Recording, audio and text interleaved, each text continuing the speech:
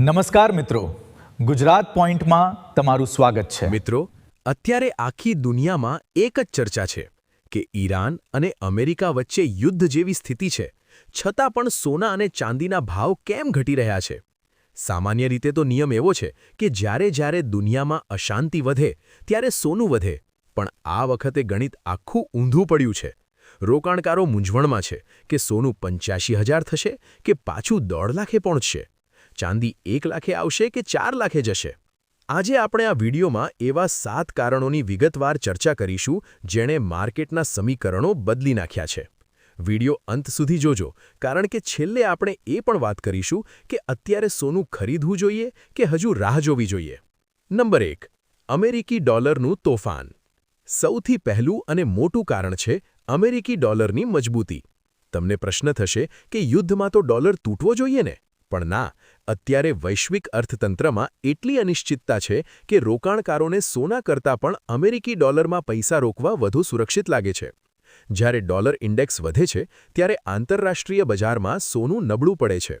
Dollar મોંઘો થવાને કારણે ભારત જેવા દેશોમાં માંગ ઘટે છે અને તેની સીધી અસર કિંમતો પર જોવા મળે છે. નંબર 2. ક્રૂડ ઓઇલ અને મોંઘવારીનું જોખમ.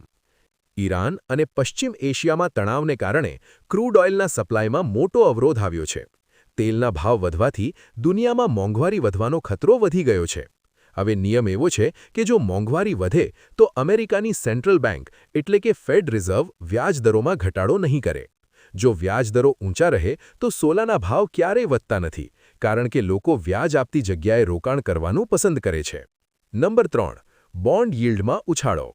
અત્યારે અમેરિકાના સરકારી બોન્ડ્સ પર મળતું વ્યાજ એટલે કે રિસ્ક વધી ગયું છે.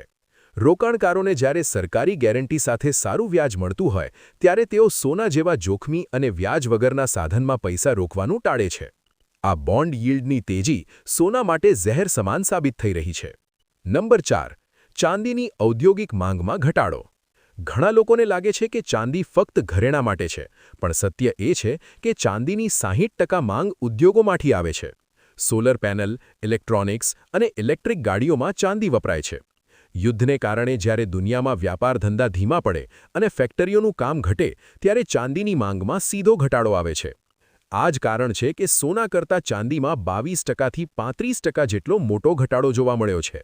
નંબર 5. સેન્ટ્રલ બેન્કો દ્વારા પ્રોફિટ બુકિંગ. વર્ષ 2025માં સોના અને ચાંદીએ જે જબરદસ્ત રિટર્ન આપ્યું હતું તેના કારણે રશિયા અને ટર્કી જેવી સેન્ટ્રલ બેન્કો પાસે સોનાનો મોટો ભંડાર જમા થઈ ગયો હતો. હવે જ્યારે તેમની કરન્સી એટલે કે ચલણ નબળી પડી રહી છે ત્યારે તે દેશો પોતાનું સોનું વેચીને રોકડ ઊભી કરી રહ્યા છે. બજારમાં જ્યારે સોનાનો સપ્લાય વધે ત્યારે સ્વાભાવિક છે કે ભાવ નીચે આવે. નંબર 6. રોકાણકારોનું વેચાણ અભિયાન. જાન્યુઆરી 2026માં સોનું $5500ની ટોચ પર હતું. જે લોકોએ 2024 અને 25માં સસ્તા ભાવે સોનું ખરીદ્યું હતું તેઓ હવે નફો વસૂલ કરી રહ્યા છે, જેને આપણે પ્રોફિટ બુકિંગ કહીએ છીએ.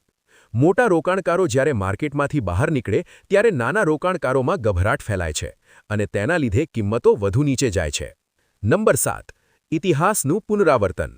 જો આપણે ઇતિહાસ જોઈએ તો 2022માં રશિયા-યુક્રેન યુદ્ધ વખતે પણ આવું જ થયું હતું. શરૂઆતમાં ભાવ વધ્યા, પણ પછી બજાર એ પરિસ્થિતિને સ્વીકારી લે છે અને ભાવ સ્થિર કે નીચે આવવા લાગે છે. અત્યારે પણ બજારમાં યુદ્ધની અસર પ્રાઇસ ઇન થઈ ગઈ છે, એટલે હવે કોઈ નવી તેજીનો ફોર્સ રહ્યો નથી. તો મિત્રો, પ્રશ્ન એ છે કે શું હવે સોનું 85,000 આવશે? જો સ્થિતિ આવી જ રહી અને ડોલર વધુ મજબૂત થયો તો ભાવ હજુ પણ ઘટી શકે છે. પણ લાંબા ગાળાના રોકાણકારો માટે આ એક સારી તક પણ હોઈ શકે છે. નિષ્ણાંતોનું માનવું છે કે જ્યાં સુધી પશ્ચિમ એશિયામાં શાંતિ ન થાય અને અમેરિકા વ્યાજ દરો ન ઘટાડે ત્યાં સુધી સોના કે ચાંદીમાં મોટી તેજી આવવી મુશ્કેલ છે. એટલે જો તમે ખરીદી કરવા માંગતા હોવ તો થોડા હપ્તે ખરીદી કરવી હિતાવહ છે. એક સાથે બધા પૈસા રોકવા અત્યારે જોખમી બની શકે છે.